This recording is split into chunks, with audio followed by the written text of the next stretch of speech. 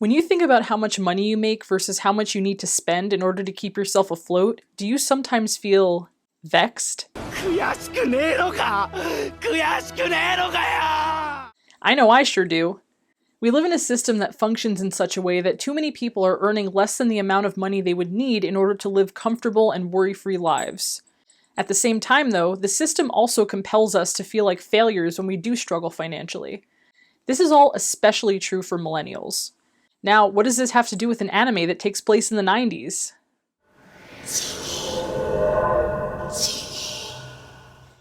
Hi, my name is Sarah, and this is Culture Kaleidoscope, a show where we look deeply at culture and media with special attention to the subtleties. The anime series Kaiji Ultimate Survivor may take place several decades ago, but to millennials, its protagonist's struggles might feel a little too familiar. The show's titular character, Kaiji Ito, is 21 years old. Several years out of high school, but unemployed and financially unstable due to the recession that hit Japan in the 90s. As a result, Kaiji is in a sort of depressive slump. He feels powerless and looks down on himself for his inability to earn any significant capital. As a loan shark who comes to visit him in the first episode puts it, because he's broke, his life doesn't feel real. 例えばバスケットボールのゴールが100メートル上空にあってみろ。誰もボールを投げようとはしない。今のお前はその届かないゴールにうんざりしてる。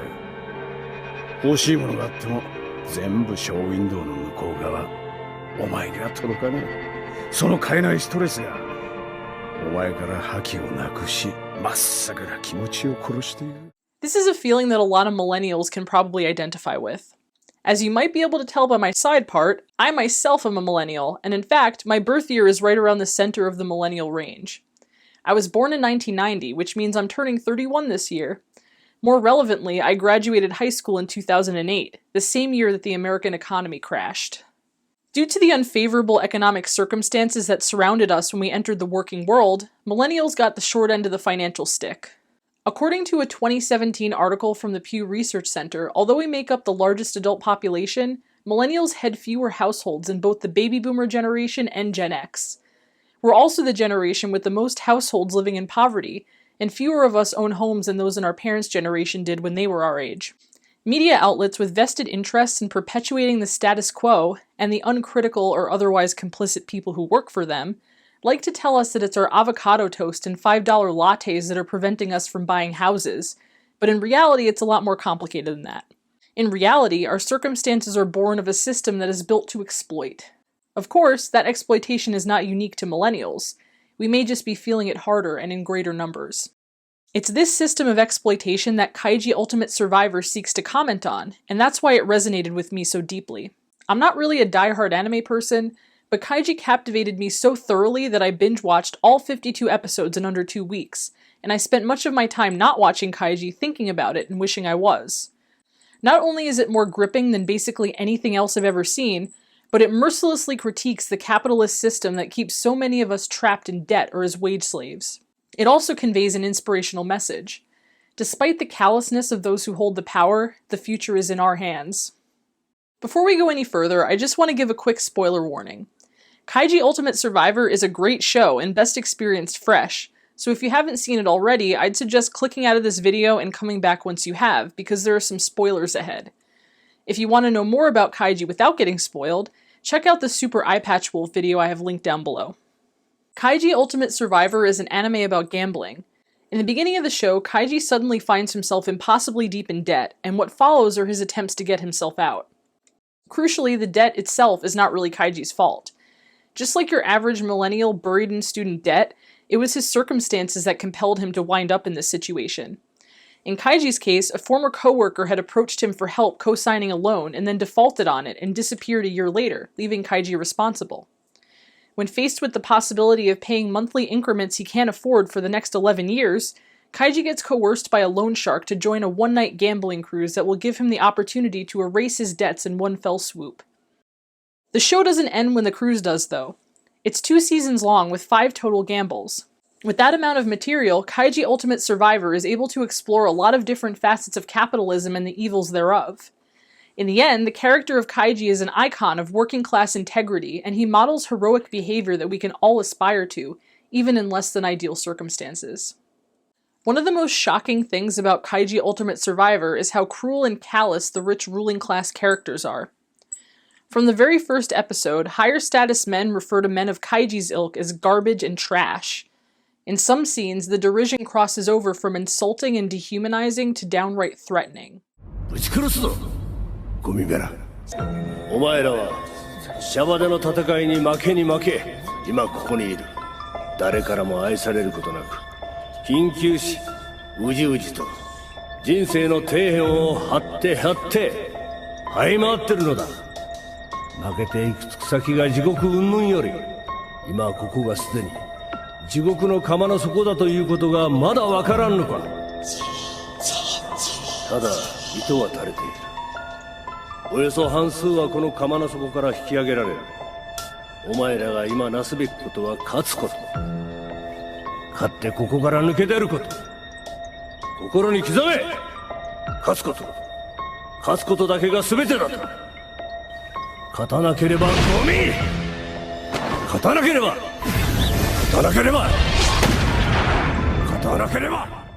That guy isn't even the worst. The most evil, depraved character in the series gives a speech 2/3 of the way through season 1 about how, since he can't feel the pain of others, it literally doesn't matter to him.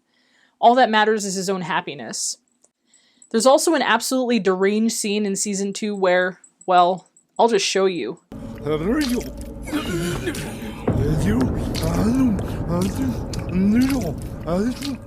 This character, whose name is Hyodo, stands in as an exaggerated caricature of the billionaires of the world who are perfectly content to sit around drinking wine, hopefully in a less creepy way than that though, while in full knowledge that other people are suffering and that they have the power and resources to end it. 人はな、目の前のわずかな金のために相当なことには耐えられるのだ。その特性を金持ちは利用し、生涯貸し付かれ、安楽に暮らす。王は一人で王になるわけではない。金などいらぬと貧しき者どもが結束して反抗すれば、王もまた消えるのだ。しかし、貧乏人は王になろうと金を求め、逆に今いる王の存在をより盤石にする。If you're a person who's paid a wage, you're spending the majority of your waking hours toiling away to support the lifestyle of people like this. In order for them to justify their position to themselves, they kind of have to believe that working class people are trash, and that they would be in a better position if they just tried harder. Of course, that's not actually the case. Kaiji Ultimate Survivor doesn't treat all the higher status characters as a monolith, though. Crucially, there's a divide between someone like Hyodo, who owns the means of production and thus has all the power, and someone like Tonegawa, the man from earlier, who works for Hyodo and is paid handsomely for it. Tonegawa is in a much better position than Kaiji, but he got there by being a bootlicker, and his status is not permanent or assured. Late in the first season, Tonegawa fails in the eyes of Hyodo, and is subject to loss of status and horrible bodily harm as a consequence. These events in the show parallel real life in that even folks with highly coveted and well-paid jobs are still at the mercy of the ruling class, and could easily lose their status in an instant. In the end, the middle and professional classes are kind of an illusion. There's way more of a disparity in wealth and power between the ruling and middle classes than between the middle and the working classes. And yet, so many middle-class folks align themselves with the bourgeoisie, like Tonegawa. We can see how well that turned out for him. Speaking of Tonegawa's bodily harm, physical pain and injury is a recurring theme in Kaiji Ultimate Survivor, and the show seems to locate the body itself as the primary site of class struggle. To name just a few examples, if Kaiji loses on the gambling cruise, he will be subject to several years of forced labor, which is likely to break his body beyond hope of recovery. In a later gamble, Kaiji crosses a narrow steel beam in a human derby, and if he falls, he will surely break his legs. Right after that, he crosses a higher steel beam, and if he falls off that one, certain death awaits. Finally, in the last arc of the first season, Kaiji has a nefarious device attached to his ear which, when fully extended, will pierce his eardrum and drive itself into his brain. In the gamble, he bets on millimeters of the device's movement, putting his hearing and potentially his life on the line. To explain the link between class struggle and bodily harm, the following clip is a good start. This is what Tonegawa has to say about the second aforementioned steel beam crossing and why the stakes are so high. 安くないんだ。2000万1000万という金は勘違いするなガキメラが。金はな、命より重いんだ。好む好まざるとにかかわらず、人は金を得るため人生の多くの時間をそのために使っている。言い換えれば自分の存在、命を削っている。存在そのものを金に変えているんだ。サラリーマンだろうが役人だろうが、みんな命がけで金を得ている。That clip is particularly pithy, but there are a few more subtle references to this idea throughout the series. For instance, the narrator refers to Kaiji's gambles as battles for his life, and as per the title of the show, winning is likened to surviving. These details point out that working-class folks are literally forced to exchange the bulk of their lives for the acquisition of capital, and those of us with jobs that require physical exertion or put us in danger degrade our bodies in the process as well. So, Kaiji Ultimate Survivor paints a grim picture. The world is run by rich sociopaths, and the rest of us are forced to submit to them in exchange for capital, which we need to survive. Does the show supply any answers or suggestions for how to overcome this plight? Well, yes actually. The answer is solidarity. 2 of the 5 arcs in Kaiji Ultimate Survivor contain especially potent examples of the importance of solidarity and what it can accomplish. They also illustrate what we comrades are up against, namely class traitors who buy into the idea that the only way to get ahead is by stepping on others. Let's take a closer look. The first arc of the series has Kaiji play a game of restricted rock, paper, scissors on the one-night gambling cruise I mentioned earlier. As the name of the game implies, it's essentially rock, paper, scissors, except each contestant is given a finite number of cards to play, 4 of each gesture for a total of 12. Each contestant is also given a card with 3 magnetic gold stars to pin in front of their shirt.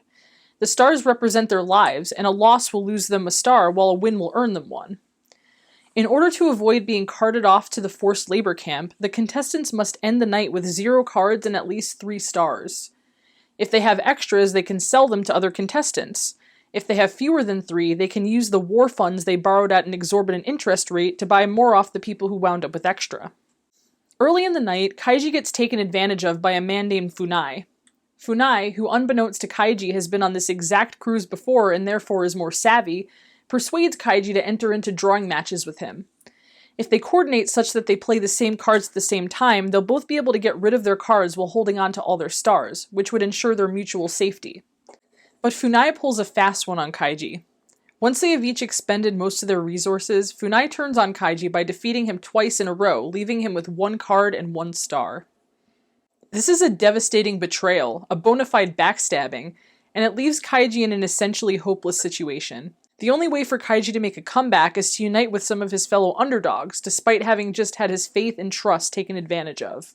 Dramatic tension aside, the situation I've just described is a perfect encapsulation of the dog-eat-dog nature of market capitalism. Many of us have it instilled in us that the only way to get ahead is to step on others, and this is a mindset that Funai has very clearly embraced. But this is a division tactic, one that sows seeds of mistrust among the working class and prevents us from finding strength in numbers. In his hopeless situation, Kaiji rejects a lone wolf mindset in favor of solidarity among underdogs, and he does this in a surprisingly radical way.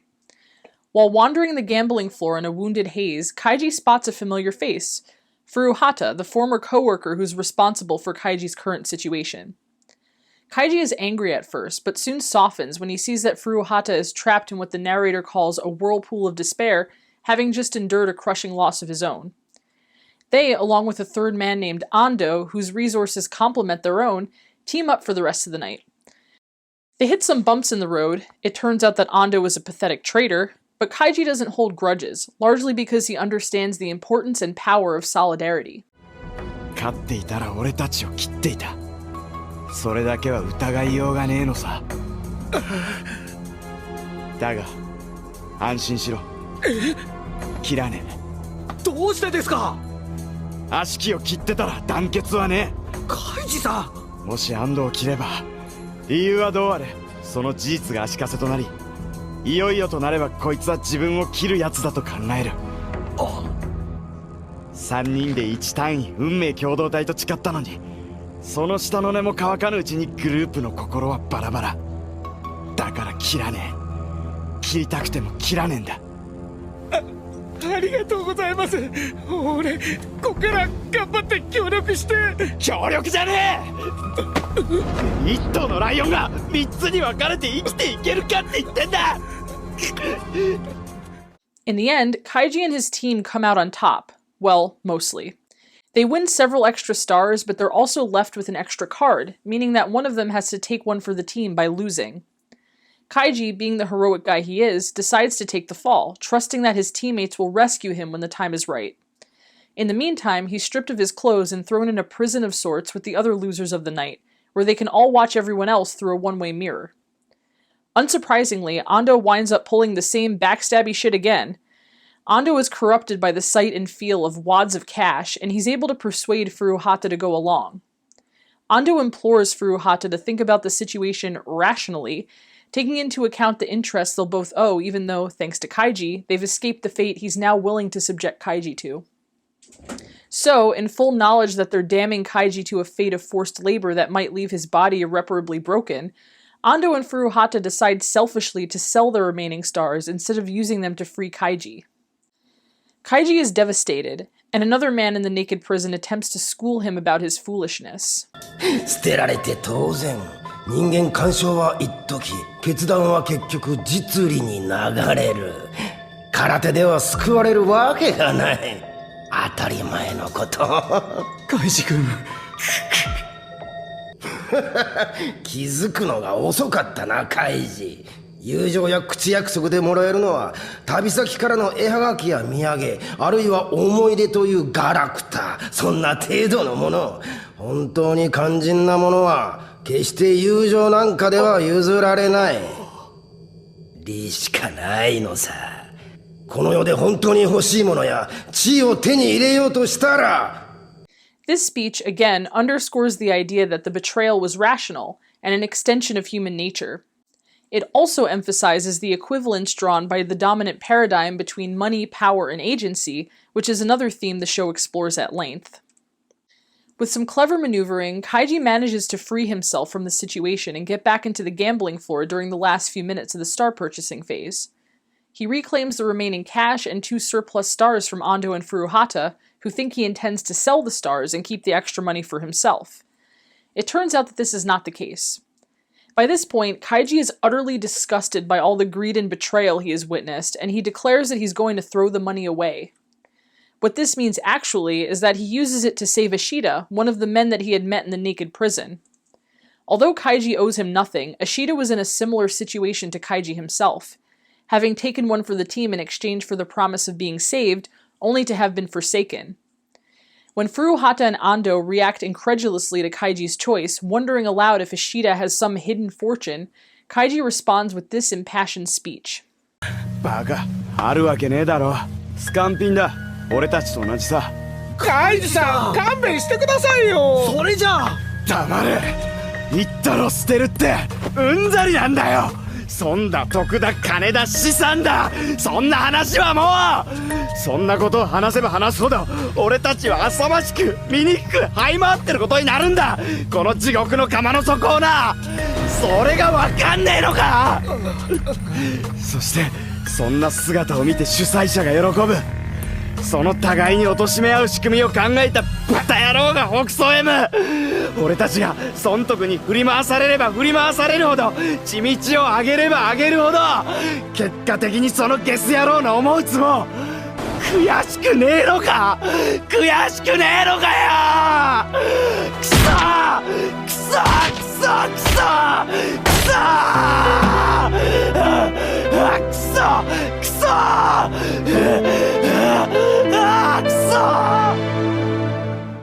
Kaiji chooses to save the life of a stranger over selfishly hanging on to the cash, which utterly flies in the face of all the previously touted ideas of rationality and the selfishness of human nature. He's also wise to the games of the ruling class, who are literally looking down on the debtors while they duke it out for the ruling class's entertainment. Kaiji, unlike all the other men he encountered that night, has his priorities straight. He values human life above all else, and that's why he chooses solidarity with his comrades. We could all learn a thing or two from this. Division, infighting, and backstabbing among the working class is exactly what the powers that be want. But if we start to see what unites us as more salient than the things we disagree on, we could be an unstoppable force. This idea is further underscored in the first arc of Season 2, in which Kaiji does find himself in the dreaded forced labor camp. Things are, unsurprisingly, grim. He's forced to live a very regimented life, spending the bulk of his waking hours doing back-breaking work with little to no leisure time. Kaiji and his comrades only get paid once per month, and when they do, it's in perica, a fake currency that only has value within the camp. Kaiji's only hope of getting out before he dies of overwork is to earn enough perica to buy a pass that will grant him a temporary leave, which he plans to use to win enough money to buy his freedom. His initial plan is to save up every penny of his paycheck for 6 months until he can afford a pass, but he soon realizes how unrealistic this plan is. Setting him back further is the fact that his foreman, a corrupted and cheating class trader named Otsuki, further bankrupts him in an underground dice game the prisoners get to play a couple times every month. Kaiji winds up getting an advance on his next month's salary from Otsuki, who will hold on to 50% of his pay every month going forward until Kaiji pays off his new debt. When thanks to a comrade's records, Kaiji realizes that Otsuki's been using loaded dice in the gambles, he teams up with 5 other men in the same indebted situation in order to use Otsuki's dirty tricks against him and win big. Kaiji's group, called the 45ers, named after their cut wages, pool their money and resources in order to hatch this plan, and it's ultimately a huge success. The 45ers win an enormous sum of perica, enough to buy a good chunk of time on the outside, with some left over to gamble with. Here's what's salient to my point about solidarity. The 45ers all contributed different amounts of money and effort to the venture, and yet Kaiji insists on splitting the funds evenly. この金は4号組の6人で均等に分けるんだ。でもカイジさんが一番頑張ったんだから少しくらい多く取っても誰も文句は。何言ってんだよ。この金はみんなで何ヶ月も頑張って手にした給料が元で、そんな金に差別も区別もあるかよ。みんな平等だ。本当にいいんですか？当たり前だ。カイジさんはなんていい人だ。Kaiji also remarks that it takes a special kind of person to trust in another so fully, as they all did in him to make the plan work. This mindset is very in line with the Marxist slogan, from each according to their ability to each according to their need. Kaiji also recognizes that the value of a person's contribution is not absolute, but relative. It can't truly be separated from the value of the work of others who have supported them, or have helped to create an infrastructure in order for them to execute their responsibilities. Kaiji Ultimate Survivor doesn't make any explicit or outright political statements, but Kaiji's admirable behavior models a mindset that, if widely adopted, could be used to build a more humane and equitable society, one that dignifies the inherent value of all human beings, regardless of the arbitrary extrinsic value we might assign to their contributions. So, through the power of solidarity, Kaiji is able to overcome a metaphorical and sometimes literal deck that's stacked against him. Because, oh yeah, there's something I might not have mentioned. In almost every single one of these gambles, the house, that is, the ruling class, cheats. Lies are told, heart-monitoring devices are secretly used to predict Kaiji's moves, and pachinko machines are fixed in such a way that winning should be impossible. But Kaiji is sharp, and has a strong sense of intuition, and above all, he understands the power of working together. With these virtues, he's able to come out on top. The series has a happy ending, not just for Kaiji, but for his comrades as well. Before I start wrapping this thing up, I just want to make one more point that didn't quite fit in elsewhere. Part of the inspiration for this video was a short but insightful article on Anime News Network by Norbert Daniels Jr. called Kaiji the Ultimate Millennial, which I've linked in the description. In it, as you might guess by the title, Daniels calls attention to some of the parallels between Kaiji's plight and the plight of the present-day millennial. One of his best points relates to some of the exploitation Kaiji experiences in the forced labor camp, and how that connects to millennials being accused of wasting their money on avocado toast. For a little bit more context, one of the things that keeps Kaiji from saving up the money for his pass are the overpriced snacks the camp offers, compelling him to spend his money on those instead of saving it. At first, Kaiji tries to resist the temptation, but soon his resolve breaks. Of this, Daniels writes, "The small indulgences of beer and potato chips are what keep people going in the camp. Denying oneself of these small pleasures takes superhuman willpower. Kaiji's initial attitude is the same one that leads people to blame the economic conditions of millennials on spending too much money on Starbucks and avocado toast. On paper, a couple decades of making your own coffee at home could eventually lead to enough savings to put a down payment on a house. But the real issue isn't people allowing themselves small treats in their lives. It's the larger system that keeps people trapped in a prison of debt and poverty. Just like Kaiji, we're navigating a system that is stacked against us in almost every imaginable way. Between low wages and a stagnating economy, the high cost of living expenses, and exorbitant health insurance rates here in the US, it can sometimes feel impossible to get ahead. But what we can learn from Kaiji is that teaming up with our comrades is a way out. Get involved with mutual aid groups, join a union, help out your comrades when you can, work at or start a worker-owned business. Or hell, join a commune. Just make sure it isn't a cult first. There are ways to band together and fight back against the system that entraps us. If we hold true to these principles, we can change things. The future is in our hands. If you made it to the end, thanks for watching. Also, wow, hi new subscribers! My thanks goes to all of you who found me through Thought Slime's eyeball zone and liked my stuff enough to stick around. Also, thanks for your patience. This video took a long time for me to make and went through several iterations, and in the process I had to cut a lot of stuff. If you're interested in a longer form close reading of Kaiji Ultimate Survivor, let me know in the comments. I might make a more in-depth video in the future. Also, if there are any other shows, movies, or whatever else you think I should watch for the purpose of analyzing like this, let me know about that too. Lastly, just an FYI, there are a few places online that you can watch Kaiji if you haven't already, but some of them have different translations. The one on Crunchyroll and Verve have these weird sanitized translations where Kaiji doesn't curse, which I think is really lame. So, I would recommend signing up for a month-long free trial on HiDive and watching it there. It's a new translation that's quite good, and that same translation is coming out on Blu-ray next month as of this recording. The subtitles that you saw in my video are from a fan translation that I may have acquired through dubious means. Okay, I'm done rambling. Thanks again, please subscribe if you haven't already, and I'll see you next time. Bye.